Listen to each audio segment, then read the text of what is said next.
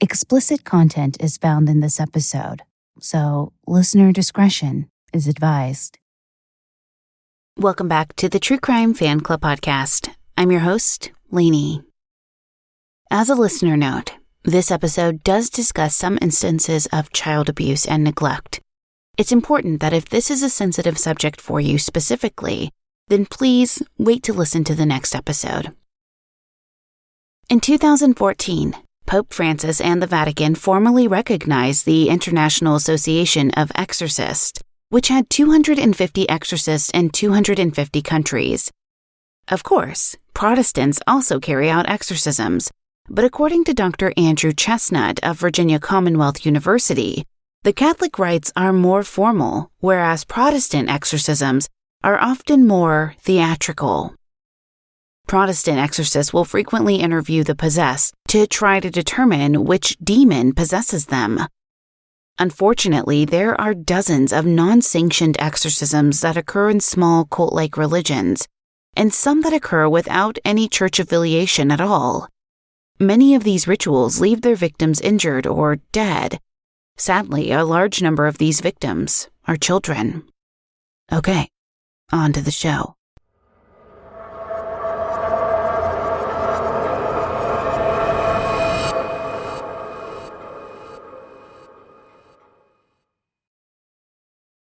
On February 8, 1988, in Pace, Florida, ambulance drivers transported 4-year-old Kimberly McZink to the Santa Rosa Medical Center. Kimberly weighed a mere 28 pounds, 12 kilograms, or 2 stones. She was also covered in red and blue bruises from her chest down to her legs. Her mother, Darlene Jackson, did not speak to investigators, but told ambulance drivers she had stopped recently feeding Kimberly fast food. Darlene and Kimberly were living with Mary Nicholson, an evangelist, her husband, and their 4 children. Mary told police that Kimberly was a picky eater. However, investigators found the truth in Darlene's floral pattern diary. Kimberly was being beaten and starved to exorcise demons her mother thought were possessing her. Darlene was raised in a large middle-class family and eventually obtained a master's degree in public administration. She moved to New York City and got a job with AT&T, and then met Kenneth McZink, Kimberly's father. Darlene was not overly religious, attending church infrequently. When Kimberly was born, things changed drastically. Darlene's job had her traveling 6 months out of the year, so she quit and took a pay cut to teach in Brooklyn. Darlene met a devout fundamentalist, also a teacher, and Kenneth began seeing less of Darlene. Darlene also began dressing more conservatively and began attending church with her colleague. Kimberly vomited once as a preacher cast demons out of fellow churchgoers, which caused alarm with Darlene's friend, who believed Kimberly was possessed. She put Darlene in touch with Mary Nicholson of Pace, Florida. The pair began corresponding regularly. Mary sent Darlene food and Darlene sent Mary money, a total of $20,000 according to Darlene, but Mary argued and said it was only $1,000. Darlene and Kimberly moved in with Mary and her family in July 1987. Soon, neighbors and Mary's family members noticed how thin Kimberly had become. One of Mary's daughters contacted social services, who spoke with Darlene but then immediately closed the case. Darlene told them Kimberly had always been thin. However, Mary's journals had entries such as, "Hit her in the mouth I say, keep to the diet, spare not the rod of correction, speak less and whip more with severity." Also, "My hand is upon her. Her weak state demonstrates my way is the only way, regardless of how thin and weak she becomes. I will sustain her." Darlene kept asking investigators, "How did I let this happen?" She pled guilty to third-degree murder after testifying that Nicholson had brainwashed her. Darlene also believed she was drugged, since Mary prepared all of her meals separately from Mary's family meals. Mary Nicholson was found guilty of first-degree murder and sentenced to a minimum of 25 years, plus 30 months for aggravated child abuse. Kimberly's death highlighted the serious issues with the social work system, which included too many cases and not enough caseworkers. Unfortunately, that statistic hasn't changed. Kimberly's tragic and agonizing death was drawn out over several months. The next case was brutal and took place over the course of approximately 30 hours. On December 2, 2008, at 10:37 a.m., a 911 call was received in Rusk County, Texas. The caller stated, "My name is Blaine Millam, and my daughter, I just found her dead." When the first deputy arrived on scene 20 minutes later, there were 2 ambulances at the scene. Upon entering the mobile home, Sergeant Kevin Roy saw a young woman and a young man kneeling on the floor in the master bedroom. Sergeant Roy could see an infant laying on the floor, bruised and not beating. He later reported, quote, "The baby was laying on its back, and the face of the baby was just one large bruise. He saw circular bruises on the baby's body and thought that they had been made by a soda can. He would later find out these were bite marks." The baby was 13-month-old Amora Carson, daughter of Jessica Carson. 18-year-old Jessica was the girlfriend of Blaine Millam. She and her daughter were living with Blaine and were engaged to be married. Blaine told officers that he was raising Amora. Blaine told Sergeant Roy that he and Jessica had left Amora in the mobile home while they walked down the road to meet someone about clearing some land. They were gone for an hour, and when they returned, they found Amora in that condition. However, video footage showed Jessica and Blaine at a pawn shop at 9:05 a.m., where they pawned an impact tool and an electric chainsaw. After this, they shopped at a convenience store, where Jessica purchased a soda and a pack of cigarettes. Soon after the county deputies arrived, a Texas Ranger, Kenny Ray, arrived on the scene. When he first pulled up, Jessica and Blaine were embracing and looked like a grieving couple. The couple were read their Miranda rights and told that when the scene was cleared, they would be taken to the sheriff's office for additional questioning. After this, Ranger Ray had Blaine sit with him in his vehicle and the pair talked. Blaine denied any involvement with Amora's death and gave the ranger a list of people he thought could have done it, adding, "Whoever did this should be hung." Blaine told the ranger the same story about him and Jessica leaving, then returning home to find Amora dead. However, his story changed slightly. He told the ranger that when they returned, Amora was not in her crib, but in a hole in the bathroom floor, caused by renovations he had been doing. Blaine said Amora had blood around her mouth, and it looked like she had been chewing on the insulation. In this version, Blaine said Amora was breathing, so they called 911. He then told the ranger they had called 911 before they found Amora, and when they found her, she was dead, even though in the 911 call he said he'd found his daughter and she was dead. It's worth noting that in the 911 call, the operator tries to help them do CPR, and Jessica hollers at Blaine to bring Amora to her. You can hear Jessica say, "Blaine, get her, hurry." The 911 operator says, "Are you there? Y'all stalling is not helping her at all. If he's not going to do it, you put the phone down and go get that baby and get her to the phone."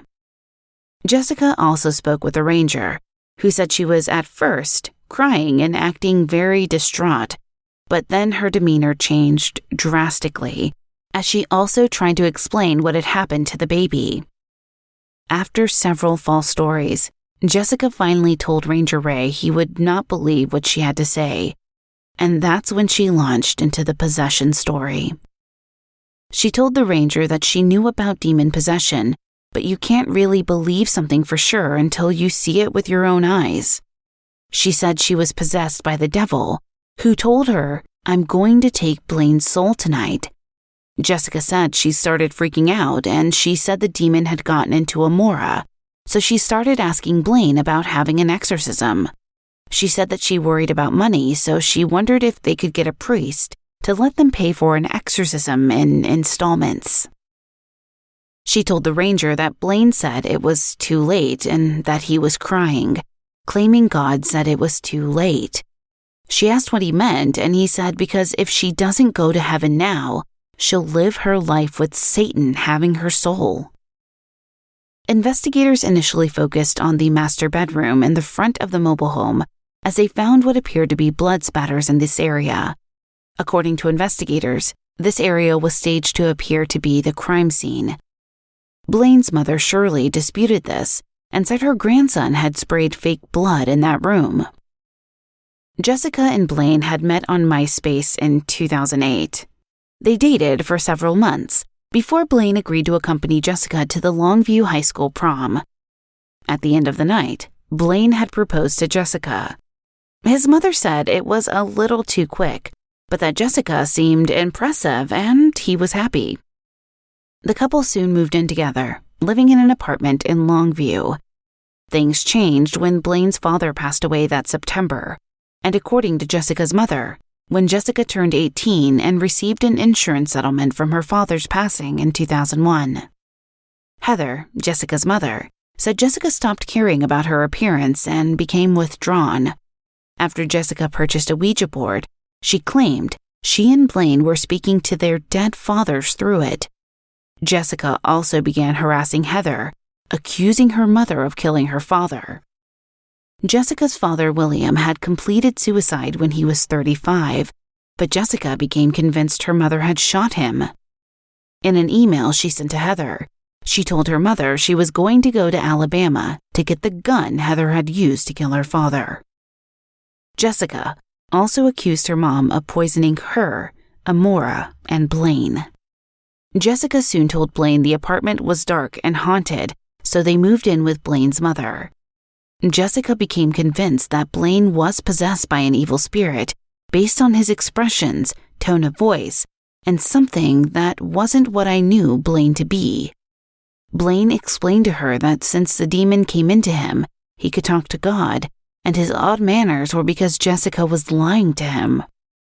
But during these demonic episodes, Blaine was no different to Amora and was wonderful with her.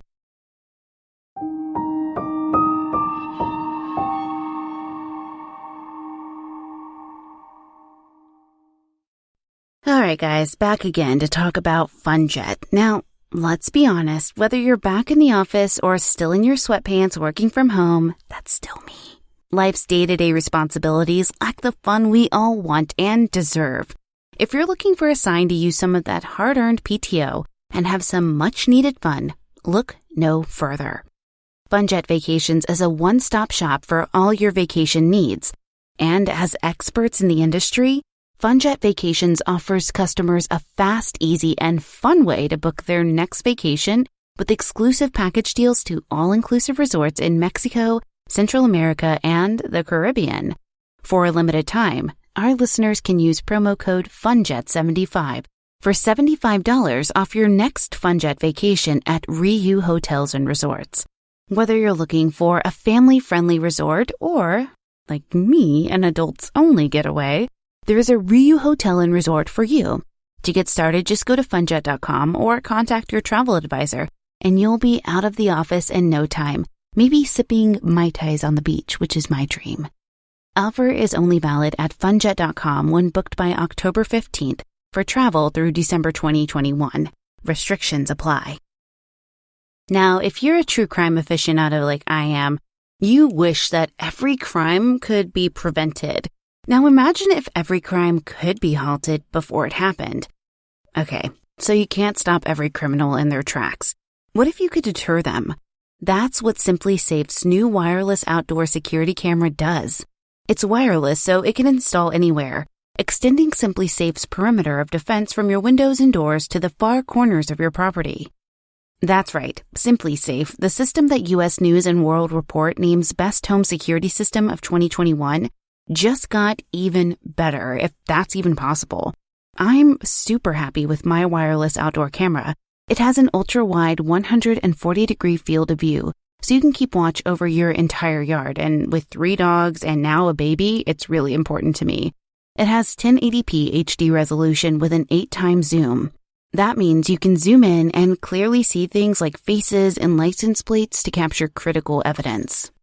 To learn more about the exciting new SimpliSafe wireless outdoor security camera, visit simplysafe.com/TCFC. SimpliSafe is offering 20% off your entire new system and your first month of monitoring service free when you enroll in interactive monitoring. Again, that's simplysafe.com/TCFC.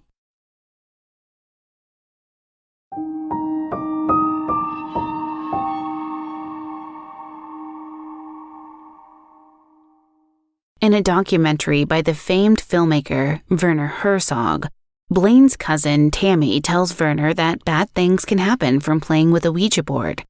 She said that she had seen bad stuff and didn't play with the Ouija board anymore, but believed in demon possession. She discussed that the movie The Exorcist was bad, and that the demon possession in the movie was real, not staged. She told Werner that there was no way anyone could spin their head around like that or bend their body in half without dying. In October 2008, Jessica, Amora, and Blaine traveled to Alabama, where Jessica had lived as a child. They visited the home of Lisa Taylor, who had known Jessica as a child, as her daughter was Jessica's best friend. Lisa said the trio only stayed for one night in October, and during that time, Jessica made strange accusations about Heather Carson. A month later, the three returned to Alabama and stayed for 4 days, saying they were going to move there. Lisa said there was a dramatic change in Jessica from the month before. She said that there was a weird, hollow, empty expression in Jessica's eyes, and that Blaine took care of Amora the entire time they stayed there. Lisa said Jessica ordered Blaine to do things, and Blaine would do it. She was worried about Jessica. Brian Perkins, Blaine's former boss, would testify that Blaine brought Jessica to work with him so he could keep an eye on her. Blaine told his boss that he just didn't think there was going to be much of a life for him and Jessica with the baby. Jessica claimed Blaine was jealous of her and began logging into her social media accounts and pretending he was her. By December 1st, 2008, Jessica said she had stopped questioning Blaine because he told her, "God says there's things that you don't need to know right now." On this particular date, Blaine had woken Jessica and told her a demon had possessed Amora because she was walking and was too young to walk, even though she was a year old at this time. Blaine explained to Jessica that God had let this happen because he was tired of Jessica lying to Blaine. Blaine told Jessica that God was going to show him how to do an exorcism, and this would help Amora. Jessica wasn't sure what an exorcism was. Blaine took Amora into the back of the mobile home and began conducting the exorcism. Jessica could hear the demon crying out and heard some bangs. At one point, Blaine left the door open and Amora ran out. However, when Jessica saw her baby, she said she was not harmed at that point. Blaine told her that God had told him Amora had gotten a hammer and was hitting herself with it. At one point during the exorcism, they strapped Amora into her car seat and went to Walmart, apparently leaving the child at home. While they were gone, Blaine told Jessica that he was tempted to sell his soul to the devil so that Amora could be saved, but Jessica urged him not to be trapped by the devil that way. When they returned home from Walmart, Blaine took Amora into the back bedroom and wedged the door shut. Jessica admitted to hearing Amora screaming and to also hearing blows falling on the child. She also saw a picture Blaine had taken of Amora, where one of Amora's eyes was deformed and warped down. Jessica continued to encourage Blaine to try to get the demon out of Amora. She went into the bedroom on different occasions, but Blaine told her the demon was hiding. However, there was blood spatter present on the door and door frame, enough of it that investigators believed Jessica had to have seen it. Jessica said she spoke to Amora several times, trying to calm her daughter down, and Amora would respond for a while before becoming mean. Jessica asked Blaine if that meant the demon was back, and he said, "Yeah, it's coming back," so she would leave. Jessica reminded Blaine that Amora was possessed by a demon, so he wouldn't feel bad for hurting her. During the final stretch of the exorcism, Jessica sat on the couch and watched television. For these reasons, Blaine's defense attorneys tried to cast the full blame on Jessica. However, there was no evidence that Jessica actually participated in the exorcism, and Blaine's criminal background was brought into question. In March 2007, Blaine broke into a home and left obscene notes for a 13-year-old girl he had never met. He rifled through her underwear drawer and then left pornographic images from magazines with handwritten notes on each image, stating he would like to do each act with her. He was charged and convicted of a second-degree felony criminal solicitation of a child. The conditions of his arrest and conviction were that he could not be around non-biological children. He had to register as a sex offender with the county where he resided, and he had to serve 180 days in jail. He was authorized a work release, but after 48 days, he stopped going to the jail after work. If he hadn't stopped attending, he wouldn't have been out to exorcise Amora. Blaine denied his involvement with the killing of Amora until he eventually confessed to Shirley Broyles, the nurse at the jail. He handed her a written note to speak to investigators and told her, "I'm going to confess I did it, but Miss Shirley, the Blaine you know, did not do this. My dad told me to be a man, and I've been reading my Bible. Please, tell Jessica I love her." Just a few days after Blaine and Jessica were arrested, Blaine's sister Teresa visited Blaine in jail. While she was there, he told her he needed her to go to the trailer and get some evidence out from underneath it. Teresa told her aunt that night she needed to figure out a way to get to the trailer to retrieve something under it. The aunt contacted investigators, who immediately obtained an additional search warrant and found a pipe wrench in a clear plastic bag. Forensic analysts determined there were traces of Astroglide on the wrench, in addition to other pieces of evidence that were retrieved from the site of the murder. A blood test was done on Blaine after his arrest, and he had methamphetamines in his system, 10 times the therapeutic dose. The landlady of his and Jessica's apartment found methamphetamines in a light bulb after the couple vacated the premises.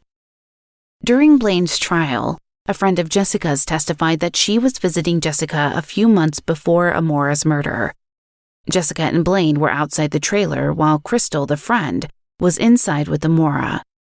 Blaine had a gun and was threatening to kill himself, and Jessica was trying to calm him down.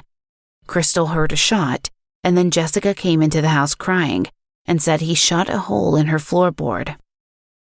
Blaine's defense attempted to present evidence that he was intellectually disabled and therefore exempt from execution. However, the jury did not agree. The experts on both sides agreed that Blaine's test scores failed to demonstrate sub-average intellectual functioning. Several tests were administered to Blaine, and he did well on some, but not on others. The defense expert even agreed that Blaine put forth less than adequate effort and was likely distracted. The state's expert said Blaine's reading comprehension was at the 8th grade level, although he had been withdrawn from school in the 4th grade and homeschooled for just a few months. He was taken out of school by his father after a corporal punishment incident by the principal. The state's expert said Blaine was able to hold a full-time mechanical job, such as working on vehicles. Blaine got his first job working in an automobile oil change place when he was just 15 and held that job for 2 years. His next job was at Big 5 Tire and Auto, where he did diagnostic and mechanical work on cars and trucks. His boss was so impressed with his abilities, he encouraged him to work towards a promotion. He said Blaine was one of his best employees, although he had to fire him because Blaine eventually stopped showing up to work. A coworker testified that Blaine could do his job duties without any issues and could operate machinery and use tools. Blaine also kept the shop and tools clean without direction. Blaine's jury trial was moved from Rusk County to Montgomery County due to a change of venue request. His defense attorneys were concerned that the pretrial publicity would prejudice potential jurors. A gag order had been issued the day after Blaine and Jessica's arrest, although this just hushed those in the legal system. reporters were still able to speculate and interview family members. During Blaine's trial, Shirley Millam testified that she was concerned about Jessica's behavior in the weeks before Amora's death, but didn't say anything. The assistant prosecutor pointed out that Shirley didn't mention one word about these red flags in the grand jury testimony in the weeks after Amora's murder. District Attorney Michael Jimerson addressed the finger-pointing, stating, "The trials consisted of Millam blaming Carson, while Carson blames Millam, and that is the nature of criminals. That is to say, they refuse to take responsibility for the horror of the selfish acts they inflict on others." Jessica announced she would invoke her Fifth Amendment rights if called to testify in Blaine's trial. On May 17, 2010, the jury found Blaine guilty of capital murder. 10 days later, he was sentenced to death by lethal execution. A few months after the trial, the trailer where Amora's death occurred caught fire. The manufactured home was vacant at the time, and the cause of the fire was not determined. In April 2011, the trial for Jessica Carson began. Over 1,000 Rusk County residents were called in for jury duty. After a trial that lasted about a week, Jessica was found guilty of capital murder of her daughter, Amora Carson, and sentenced to life in prison without the possibility of parole. Amora was born on November 12, 2007, to Jessica and Arlen Mutina. Arlen only saw Amora twice in her short life because he was serving in the military overseas. Amora was described as a beautiful little girl who was always happy and never cried. Arlen wrote in the following weeks after Amora's death. On December 22, 2008, I found that my daughter, Amora Bain Carson, was brutally slain at the hands of her mother, Jessica Bain Carson, and her fiancé, Blaine Millam. I never in the world would have imagined all of this. I know that Amora had no known illnesses, so it is my personal belief that this whole demonic possession is nothing more than an excuse made to escape the potential hazards they now both face. As a soldier, I have been in South Korea for the past year. I have only seen Amora twice in her life, and woe and behold, the third time will be burying my little girl soon. To my little angel, I will always be with you, and we will meet again in the next life. I will always love you, in this life and the next. Arlen's father, Richard Mutina, made a victim impact statement in court during Jessica's trial. "Jesse, this has been one of the worst days of my life. I thought long on end what I was going to tell you. Heather has suffered. I've suffered, and Arlen has called me constantly. I want you to know I don't hate you. I hate the acts y'all committed. It's affected the lives of not only me and my family, but many jury members. No matter how much punishment you receive, you will never suffer the way my granddaughter did. We did care, and I still care. Amora is in my home, in picture frames. That's all I have left of her, besides her daddy who served this country. You're getting off easy compared to what she got." Medical examiners said that this was one of the most shocking acts of abuse they had ever seen. Because of this, and to preserve some of the dignity of that 13-month-old who was viciously murdered, we have refrained from including the details of her wounds. It is our hope that if you have suspicions of child abuse and neglect happening, that you do the right thing and report it. In the U.S., you can call or text 1-800-4A-CHILD. That's 1-800-422-4453. Professional crisis counselors are available 24 hours a day, 7 days a week, in over 170 languages. All calls are confidential. The hotline offers crisis intervention information and referrals to thousands of emergency, social service, and support resources. In the UK, if you're worried that a child or young person is at risk or is being abused, contact the Children's Social Care Team at their local council. You'll be asked for your details, but you can choose not to share them. You can call 999 if the child is at immediate risk. If it's not an emergency, you can report the crime online or call 101. Calls to 999 or 101 are free. Thank you for listening. If you enjoyed this episode, please be sure to leave us a positive review and rating on Apple Podcasts or your podcast player of choice. It really does help. You can find us on most social media channels, Twitter at TCFCPod, Facebook.com/TCFCPodcast, Instagram at True Crime Fan Club Pod. But since I'm still locked out of that account and nobody from Instagram has helped me, be sure to follow me at Lainey Hobbs VO on Instagram to keep up with what's going on with the show and me in general. And of course, our website is truecrimefanclub.com. If you have an episode request, send us an email, tcfcpod@gmail.com. This episode was researched and written by Susie St. John. Content editing by Brittany Martinez. Produced by the best in the business. You already know who it is. Neeks at We Talk of Dreams. Check him out on Twitter at We Talk of Dreams or WeTalkOfDreams.com.